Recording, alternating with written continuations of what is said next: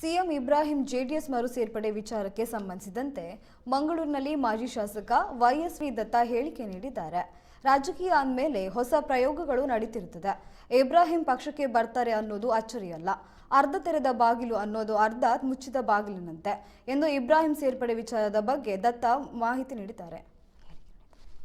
ಸೇರ್ಪಡೆಗಳು, ಹೊಸದಾದಂಥ ಆಲೋಚನೆಗಳು, ಹೊಸ ಪ್ರಯೋಗಗಳು ನಡೆಯುತ್ತೆ. ಹಾಗಾಗಿ ಇಬ್ರಾಹಿಂ ಅವ್ರ ಜೊತೆ ಕುಮಾರಸ್ವಾಮಿ ಅವರು ಮಾತಾಡಿರೋದು ಮತ್ತು ಇಬ್ರಾಹಿಂ ಅವರು ನಮ್ಮ ಪಕ್ಷಕ್ಕೆ ಬರ್ತಾರೆ ಎನ್ನುವಂಥ ಸುದ್ದಿಗಳು ಬಂದಿದ್ದರೆ ಅದೇನು ಆಶ್ಚರ್ಯಕರವಾದಂಥ ಬೆಳವಣಿಗೆ, ಅಚ್ಚರಿಯ ಸುದ್ದಿ ಅಂತ ಹೇಳೋದು. ಅಲ್ಲ, ಅದನ್ನು ಇಲ್ಲ ಅಂತಲೂ ಹೇಳೋಕ್ಕಾಗಲ್ಲ, ಹೌದು ಅಂತಲೂ ಹೇಳೋಕ್ಕಾಗಲ್ಲ.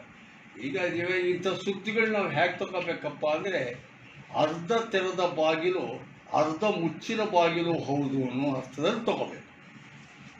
ಈಗ JDS ಈಗಿನ ಏನು ಟ್ರೆಂಡ್ ಇದೆ, ಈಗ ನಡ್ಕೊಳ್ತಾ ಅದಕ್ಕೆ ನಿಮಗೆ ಸಮಾಧಾನ ಇಲ್ಲ. ಈಗ ನಾನು ಈ ವಿಷಯದಲ್ಲಿ ನಮ್ಮ ವರಿಷ್ಠರ ಜೊತೆಯಲ್ಲೂ ಕೂಡ ನಾನು ಹೇಳಿದ್ದೀನಿ.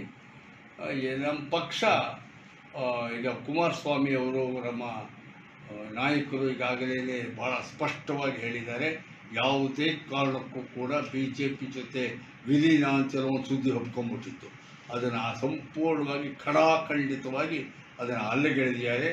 JDS ಐಡೆಂಟಿಟಿನ ಉಳಿಸ್ಕೋತೀವಿ ಅಂತ ಸ್ಪಷ್ಟವಾದ ಮಾತುಗಳಲ್ಲಿ ಸಾರಿದ್ದಾರೆ.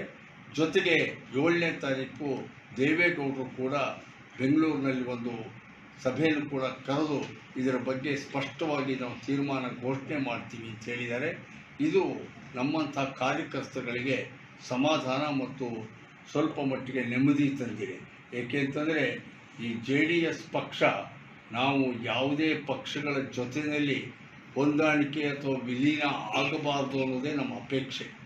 ಏಕೆಂದರೆ ಇದಕ್ಕೆ ಒಂದು ಐಡೆಂಟಿಟಿ ಇದೆ. ಕಷ್ಟವೋ ಸುಖವೋ, 40 ಸೀಟೋ 30 ಸೀಟೋ 50 ಸೀಟೋ ಅದೆಲ್ಲ ನಮಗೆ ಅಧಿಕಾರದ ವ್ಯಾಮೋಹಕ್ಕಿಂತ ಹೆಚ್ಚಿಗೆ ಇಲ್ಲಿ ಒಂದು ಪ್ರಾದೇಶಿಕ ಪಕ್ಷದ ಅಸ್ತಿತ್ವ ಇದೆ. ಇಷ್ಟೊತ್ತು ತನಕ ನಾನು ಹೇಳಿದೆ ಕನ್ನಡಕ್ಕೆ ಅನ್ಯಾಯ ಆಗ್ತಿದೆ ಅಂತ. ಇಂಥ ವಿಷಯಗಳು ತೊಗೊಂಡು ಫೈಟ್ ಮಾಡ್ತೀವಿ ಅನ್ನೋವಂಥವಕ್ಕೆ ಅಟ್ಲೀಸ್ಟ್ ಒಂದು ಪಕ್ಷಾಂತರ ಇರಬೇಕಾಗತ್ತೆ.